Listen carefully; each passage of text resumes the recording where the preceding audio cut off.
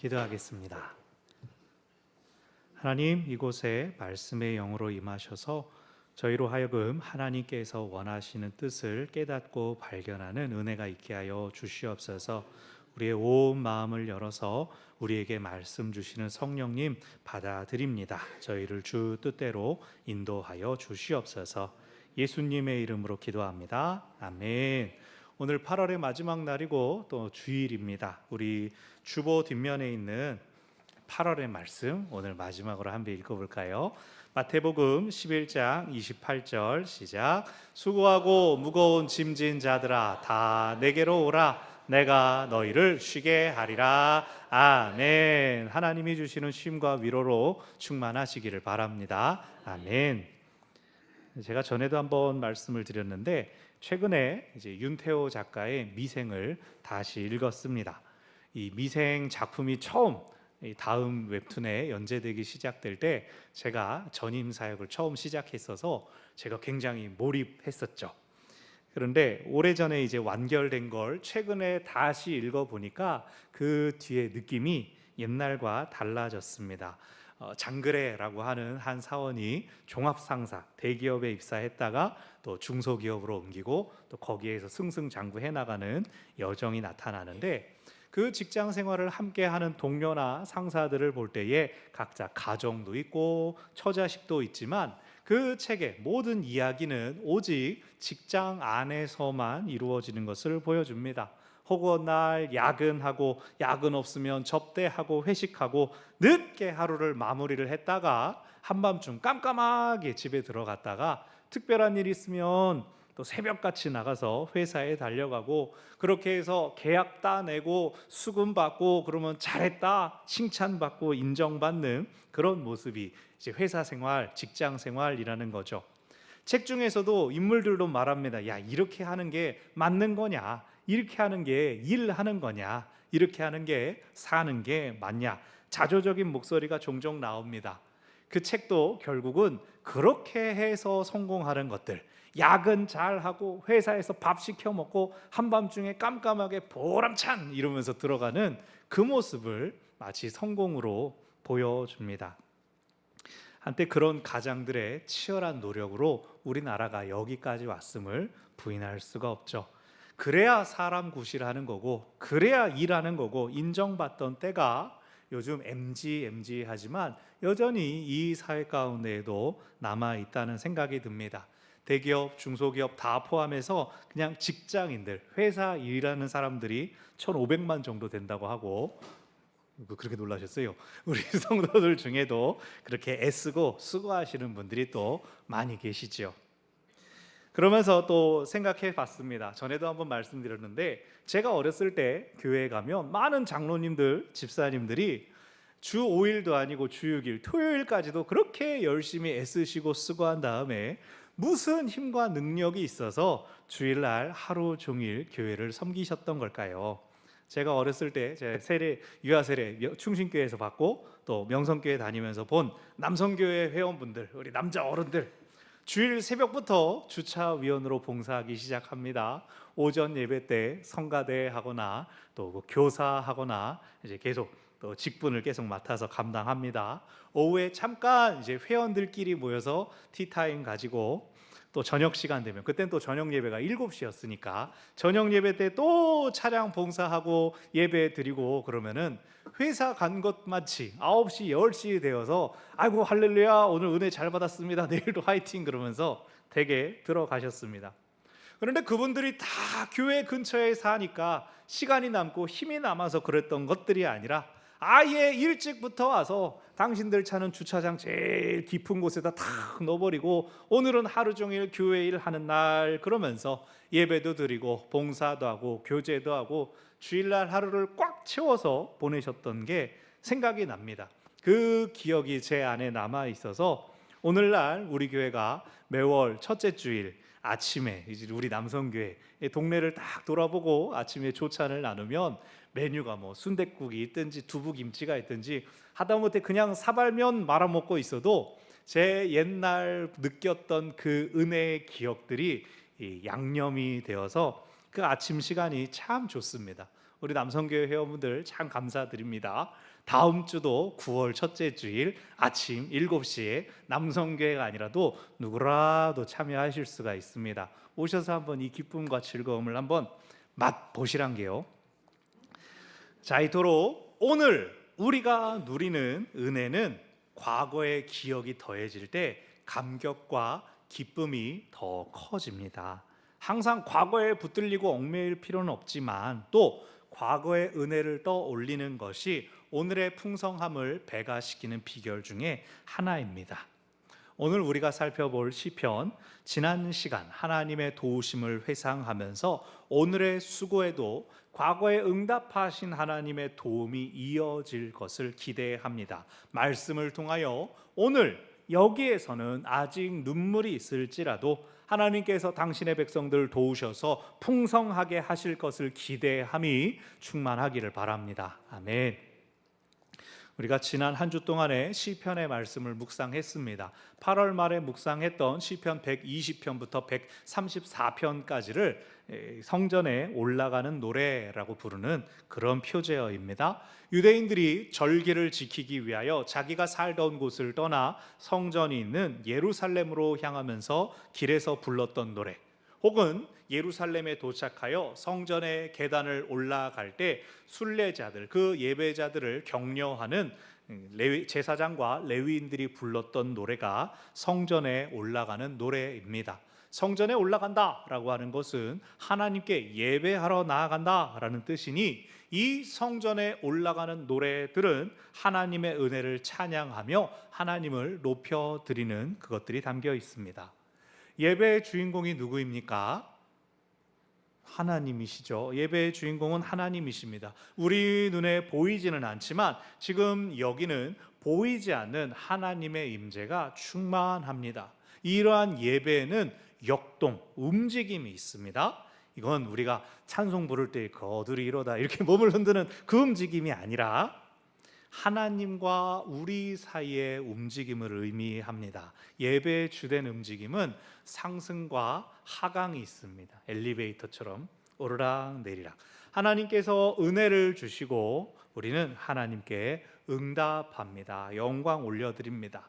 오랜 시간 교회 역사 속에서 전통을 통해서 정착된 예배 순서들이 이러한 움직임을 반영합니다. 우리가 주보를 잠깐 보실까요? 제일 처음 순서가 예배의 부름이 있지 않습니까? 우리 모두를 하나님께로 집중시키는 일종의 초대입니다. 여기에 상승과 하강이 함께 일어납니다. 하나님께서 우리를 불러 모으시는 은혜로의 초대인 동시에 예배 인도자를 통하여 우리의 마음을 하나님께 집중시켜 나아가는 것이죠. 그리고 찬송이 있습니다. 찬송 하나님께 올려드리는 것이죠. 그 다음에 참회 기도가 있죠. 우리가 하나님께 참회의 기도를 올려드리면 이 사죄의 선언이 인도자를 통하여 은혜로 또 내려오는 것입니다.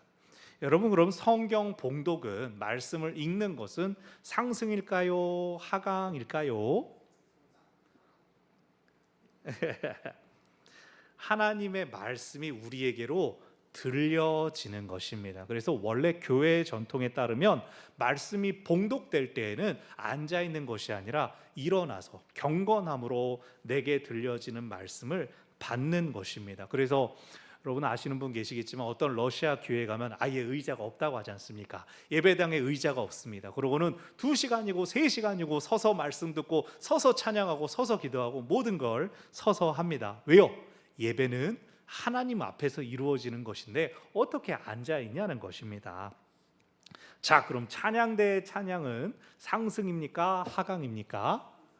그렇죠. 하나님께 찬송으로 영광을 올려드립니다. 그렇기 때문에 찬양대의 찬양을 선곡하실 때 이게 정말로 하나님의 영광을 드러내는 것이냐, 아니면 사람들끼리 즐거움을 나누는 것이냐를 잘 살펴야 합니다. 하나님의 말씀이 선포되기 전에 찬양대의 순서가 있지 않습니까? 무조건 하나님께 올려드리는 찬송을 드려야 합니다. 축복송처럼 물론 서로를 격려하고 우리도 주만 바라볼지라 이런 시간이 있지만, 이런 것은 성도의 교제, 하나님과의 상승과 하강, 그 이후 성도들 간의 수평의 움직임이 있는 것입니다. 그런데 우리는 이제 말씀 전에 찬양대가 있죠. 이 순서에는 절대로 사람끼리 서로 격려하고 응원하고 아름답게 눈물 흘리는 그러한 찬송의 시간이 아닙니다. 그것이 예배의 질서입니다.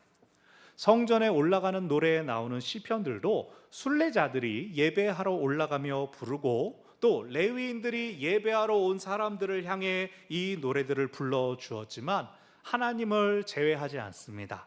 모든 것이 하나님의 역사를 기억하고 떠올리고 그리고 지금도 기대하고 지금도 신뢰하는 것들을 보여줍니다. 공동체를 향한 권면도 있습니다. 그러나 찬양 없이, 하나님을 향한 경배 없이 권면하고 축복하지 않습니다. 언제고 무엇이고 하나님이 중심이며 하나님이 최우선에 있습니다. 사랑하는 여러분, 늘 하나님을 우리의 우선순위에 두시기를 바랍니다. 나의 만족과 유익을 구하는 것보다도 하나님께 영광 돌리는 것이 먼저이시기를 바랍니다. 무언가 결정을 내릴 때에도 하나님은 어떻게 하기를 원하실까? 그게 먼저입니다. 나는 하나님께서 응답하신 후에, 하나님께서 알려주신 후에 결정 내리겠다, 이렇게 사는 거 답답한 겁니까? 아니 그냥 짜장면 먹겠냐, 짬뽕 먹느냐 했는데 뭘 그걸 기도하고 앉아있냐, 답답하고 꽉 막힌 사람입니까? 다소 극단적일 수는 있지만 그것조차도 일상의 삶의 태도가 되어야 됩니다. 내가 이 시간에 뜨거운 국물을 먹으면 어떤 사람한테 도움이 될까? 짜장면을 나눠 먹을까? 여러 가지 생각할 수가 있죠. 근데 하나님께서 늦게 응답하실 수도 있어요. 하지만 하나님은 당신을 사랑하며 신뢰하고 기다리는 사람을 결코 잊지 않으십니다. 하나님은 당신의 사람을 끝까지 책임져 주시는 분이심을 기억하시기를 바랍니다. 아멘. 성전에 올라가는 노래들 중에 우리는 오늘 126편과 127편을 살펴봅니다. 126편은 바벨론 포로 생활을 마치고 돌아온 이후에 부르는 노래입니다. 바벨론 지방을 떠나 약속의 땅 가나안으로 돌아올 때 그때의 이 감정을 마치 꿈꾸는 것 같았다라고 표현합니다. 이것이 숙소에서 체크아웃 시간 돼서 11시니까 이제 나가야지, 짐 싸들고 옮기자, 그렇게 나가진 것이 아니라, 나의 의사와 나의 의지를 가지고 옮긴 것이 아니라 하나님께서 포로 생활 끝났다, 이제 약속의 땅으로 돌아가라 라고 하나님께서 돌려보내주신 것이기 때문입니다. 그래서 그 꿈과 같은 일이 일어났을 때 하나님의 백성들에게 웃음과 찬양이 가득했다. 그리고 2절에서 문 나라 가운데에서 열방이 그 돌아가는 사람들을 보면서 여호와께서 그들을 위하여 큰 일을 행하셨다라고 함께 고백했다는 겁니다. 이렇게 돌아온 하나님의 백성들을 위해 시인이 다시 간구합니다. 4절, 우리의 포로를 남방 시내들 같이 돌려보내소서. 이것은 아직 그 땅에 포로가 남아 있습니다 라고 하는 뜻이 아니라, 몸이 약속의 땅으로 왔으니 이제 우리의 삶을 완전히 풍성하게 회복시켜 달라라는 뜻입니다. 여기 남방 시내라는 것은 유다 남부의 네게부 사막지대에 우기에 비가 내리면 잠깐 시냇물이 졸졸졸졸 흐르다가 건기가 되면 바짝 말라버려서 물 흐른 자국만 있는 그것을 이야기합니다. 포로지에서 귀환이라는 은혜의 단비가 내려졌으니 이제는 계속해서 물이 흐를 수 있도록 우리를 회복시켜 주십시오. 이 시인의 간구는 우리가 전에 살펴보았던 스가랴 선지자의 외침과도 통하죠. 성전이 재건되고 예배가 회복되면 하나님께서 우리를 풍요롭게 하실 것이다. 그리고 유다만 풍요로운 게 아니라 온 열방이 하나님을 예배하러 올 것이다 라고 했죠. 하나님께서 주시는 회복의 은혜를 온전히 누릴 때까지는 눈물을 흘리며 씨를 뿌리는 고통스러운 파종의 시간이 필요합니다. 하지만 하나님께서 도우시면 마침내 반드시 기쁨으로 단을 거두는 추수를 맞이할 것이라고 시편은 노래하고 있습니다. 하나님께서 삶의 자리를 지리적으로 물리적으로만 옮기시는 것이 아니라 삶의 질 자체를 완전히 새롭게 하시는 은혜로 온전한 회복을 이루어 주실 것입니다. 그런데 하나님께서 하실 것인데 왜 파종할 때 고통과 눈물이 있습니까? 하나님께서 포로에서 돌이키긴 하셨지만 성전을 재건하는 것은 그들의 몫이었습니다. 그것은 사랑받을 자격을 확인받는 테스트가 아니라 하나님과 동역하며 하나님의 뜻에 동참하는 것이었습니다. 하나님과 동역하는 것은 저절로 되지 않습니다. 때로는 눈물이 쏙 빠질 정도의 헌신과 수고를 요구하기도 합니다. 우리 교회 새벽기도 요즘 또 막 20명 가까이 모이고 계시는데, 새벽기도 꾸준히 하시는 분들 수십 년 하셨으니까 새벽 3시 반 4시 되면 저절로 눈이 뿅 떠지겠습니까? 그런 분들도 계시지만, 또 저도 가끔은 그런 날이 있지만, 대부분 새벽에 알람 꼭 맞춰놓고 주무십니다. 혹시 모르니까. 하필이면 늦잠 자는 날이 오늘이 될까봐 매일 알람 맞춰놓고, 알람만 맞춥니까? 오래 새벽기도 리듬 맞추신 분들은 밤에도 일찍 주무시죠. 저녁 드라마, 연애 프로그램, 세상 그렇게 재밌고 즐거운 것 남들 다 누리는 재미 포기하고 다음 날을 준비합니다. 내일을 준비합니다. 기도의 자리를 지키는 것뿐만이 아니죠. 교회 안에서뿐만이 아니라 우리 모든 헌신과 수고가 일상에도 가득 차고 넘칩니다. 제가 지난주에 쭉 우리 사업하시는 성도분들을 말씀드렸는데요, 그분들 중에 한 분도 게으르고 막 늘어진 분 안 계십니다. 심지어 그분들 중에는 본인은 예배에 못 나와도 가족은 꼭 교회 가라고 챙기시는 분들이 계십니다. 어느 집사님 남편분은 자기는 투잡까지 하느라 한밤중 늦은 시간에 집에 들어오지만, 그래서 본인은 교회 올 시간이 도저히 나지 않지만 자기 와이프는 교회 가는 거 꼭 챙겨주고, 주일에는 일 신경 쓰지 마, 가게 신경 쓰지 마 그러고, 가끔 여보 나 교회 수련회 가야 돼, 교회 야유회 가야 돼 그러면은 남편이 뭐라 그럴까요? 너는 정신이 잃을까요? 당신 애썼지, 그래 가서 좀 쉬고 와, 당신 그런 시간 있어야지, 조심히 잘 다녀와, 그러신다는 겁니다. 나가면 전화도 안 해요. 중간에 신경 안 쓰이게. 이게 뭐 저 걱정하지 말라고 그냥 듣기 좋게 하신 말씀일 수도 있겠지만, 저는 들었을 때 야, 그분 참 예수님처럼 사랑하신다. 이 일은 내가 다 짊어질 테니 당신은 쉼도 누려야지, 예배도 드려야지. 제가 그 남편분 위해서 기도하지 않을 수가 없죠. 하나님께서 그 마음 아시고 일용할 양식이 끊이지 않게 하실 줄 믿습니다. 어쩌면 그 남편분의 마음이 시편 127편이라고 할 수 있습니다. 우리 1절의 말씀을 같이 읽습니다.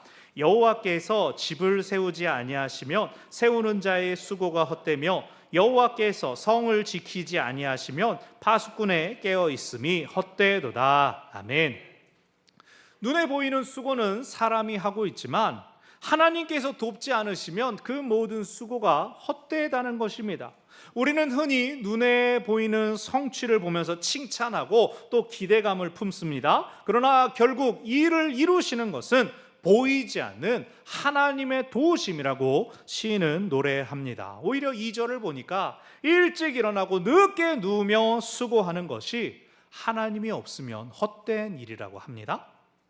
하나님과 함께 있는 자에게 잠을 주신다. 여기서 잠은 적절한 쉼을 의미합니다. 하나님을 모르는 사람들은 자기의 힘과 자기의 능력을 의지하기 때문에 남들보다 더 노력하기 위하여 잠을 줄여가며 수고하지만, 하나님을 의지하는 자는 자기 잘 것, 쉴 것 누리면서도 일을 넉넉히 감당한다라는 뜻입니다. 하지만 이것을 믿는 사람은 놀면서 돈을 버나 보다 이렇게 이해하시면 안 됩니다. 우리가 살고 있는 이 땅은 첫사람 아담과 하와 이후로 저주받았습니다. 사람이 애쓰고 수고하여도 그것에 대한 합당하고 정당한 결실을 다 돌려주지 못합니다.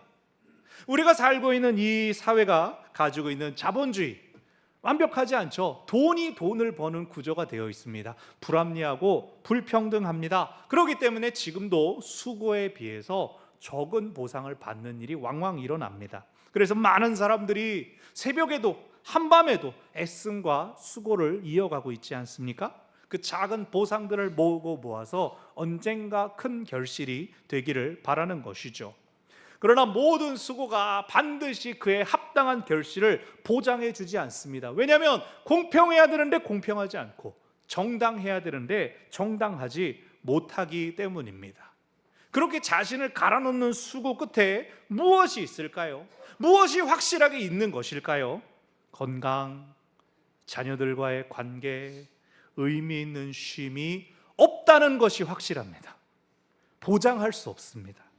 삶을 윤택하게 만들어주는 것들이 반드시 그 모든 수고 끝에 있으리라라고 확신할 수 없습니다. 오늘 이 구절은 사랑하시는 자에게 잠을 주신다, 이 말씀은 그렇게 자칫 무의미함으로 흘러갈 수 있는 수고에 자신을 몰아넣기보다는 하나님과 교제함으로, 하나님을 신뢰함으로 불안을 조금 가라앉히고 걱정을 내려놓고 적절한 쉼을 누릴 것을 권면하는 말씀입니다. 새벽 기도 하시는 분들이 9시, 10시에 잠자리에 눕는 것처럼 말이죠. 좀 덜 벌더라도 건강하고 행복하게 살 수 있다라는 것을 말하는 겁니다. 127편 3절부터 5절까지는 자녀에 관한 것입니다. 여호와의 기업이라는 것은 자녀가 내 것이 아니라 하나님께서 허락하신다는 뜻입니다. 가족 계획을 가지고 몇 명을 언제부터 낳고 애는 둘을 셋고 넷을 낳고 여러 가지 생각들을 하지만 막상 가지려고 했을 때 내가 내 마음대로 생기지 않는구나 라고 깨닫는 일들이 얼마나 많습니까?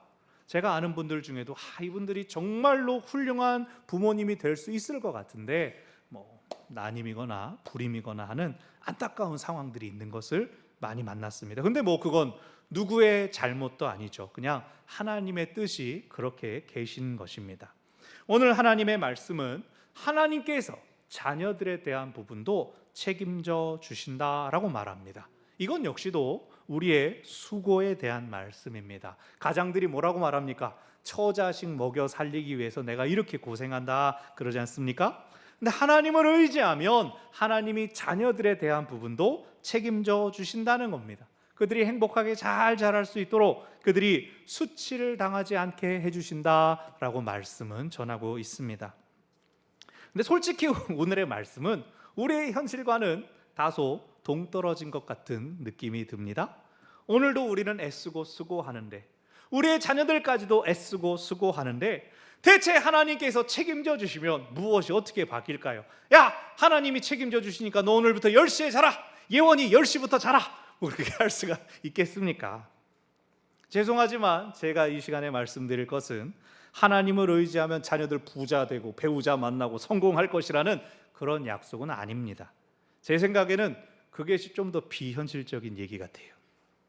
여러분 농사 지어 보셨을 겁니다. 텃밭 가지신 분, 하다못해 화분에 방울토마토 하나 키워보신 분들도 똑같이 느끼는 것, 분명히 살 때 씨앗 이 모종에는 주렁주렁 맺혀져 있는데 내가 똑같은 결실을 거둘 수가 있습니까? 평균적으로 몇 개 열렸으면 좋겠다 예측하고 기대하고 노력할 뿐이죠. 그럼 사업하면 대금과 물건이 수량에 맞게 오가니까 그거는 그럼 정확하고 확실하다고 할 수가 있겠습니까? 제가 부임해서 이제 본당 전등을 다 LED 지금 이 등으로 교체할 때 그때 마음이 급해가지고 월성 라이팅을 떠올리지를 못하고 그냥 인터넷 최저가를 보고 한 160개 정도를 주문을 했습니다. 그러면 이틀 동안 낑낑대면서 등을 싹 갈았는데 여러분 기억하실 겁니다. 한 2주 지나고부터 펑 소리가 나면서 또 한 일주일 지나니까 저쪽에서 탕 하면서 막 이렇게 깨지는 불량이 한 7개 정도가 나왔어요. 이게 처음에 연결할 때부터 이거 불량이네 이렇게 모아놨으면은 바로 교환하면 되는데 저거까지 그러겠지. 그러고 지난